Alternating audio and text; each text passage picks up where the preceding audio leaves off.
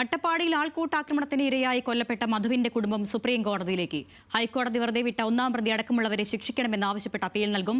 നിയമസഹായം തേടി കുടുംബം അടുത്തയാഴ്ച മുഖ്യമന്ത്രിയെ കാണും. സർക്കാർ നിയമസഹായം നൽകുമെന്നാണ് പ്രതീക്ഷയെന്ന് മധുവിന്റെ സഹോദരി സരസു പറഞ്ഞു.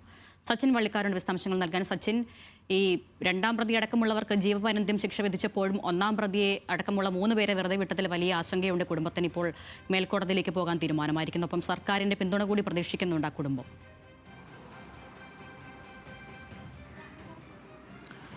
അരുണയ, തീർച്ചയായും. കാരണം കഴിഞ്ഞ ദിവസങ്ങളിലാണ് ഹൈക്കോടതിയിൽ വെച്ച് അട്ടപ്പാടി മധു വധക്കേസിലെ 12ഓളം പ്രതികൾക്ക് ജീവപര്യന്തവും ഒരു പ്രതിക്ക് 1 വർഷം കൂടുതൽ തടവും വിധിച്ചുകൊണ്ടുള്ള വിധി വന്നിരുന്നത്.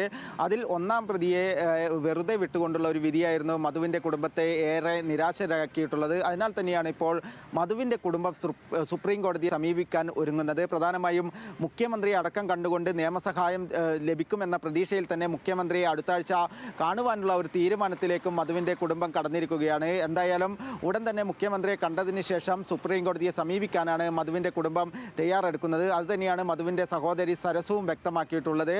നിലവിൽ 13ഓളം പ്രതികൾക്കാണ് നിലവിൽ ശിക്ഷ വിധിച്ചിരിക്കുന്നത്. അതിൽ 12 പ്രതികൾക്ക് ജീവപര്യന്തം തടവും 1 പ്രതിക്ക് 1 വർഷം കൂടുതൽ ശിക്ഷയുമാണ് നിലവിൽ ഹൈക്കോടതി വിധിച്ചിരിക്കുന്നത്. അതിൽ ഏറ്റവും എടുത്തു പറയേണ്ടത് ഒന്നാം പ്രതിയെ തെളിവുകളുടെ അഭാവത്തിൽ വെറുതെ വിടുന്ന ഒരു സ്ഥിതിയാണ് ഉണ്ടായിട്ടുള്ളത്. അതിനാൽ തന്നെ ആ വിധിക്കെതിരെയും അതേപോലെ തന്നെ മണ്ണാർക്കാട് SC/ST കോടതി 2 പ്രതികളെ വെറുതെ വിട്ടിരുന്നു. ആ പ്രതികളെയും ശിക്ഷിക്കണം എന്ന് ആവശ്യപ്പെട്ടുകൊണ്ട് തന്നെയാണ് മധുവിൻ്റെ കുടുംബം സുപ്രീം കോടതിയെ സമീപിക്കുന്നത്. കൂടാതെ തന്നെ ഇത്തരത്തിൽ ഒരു മധുവിന് സംഭവിച്ചതുപോലെ മറ്റൊരാൾക്കും ഇത്തരത്തിൽ ഒരു ദുരന്തം ഉണ്ടാവാൻ പാടില്ല എന്നത് തന്നെയാണ് കുടുംബത്തിൻ്റെ ദൃഢമായ ഒരു നിശ്ചയത്തോടു കൂടി അവർ നിലകൊണ്ടത്. അതിൻ്റെ ഭാഗമായിട്ട് തന്നെയാണ് മേൽക്കോടതികളെ സമീപിച്ചത്. എന്തായാലും സുപ്രീം കോടതിയെ സമീപിക്കാൻ തന്നെയാണ് മധുവിൻ്റെ കുടുംബം തയ്യാറെടുക്കുന്നത്.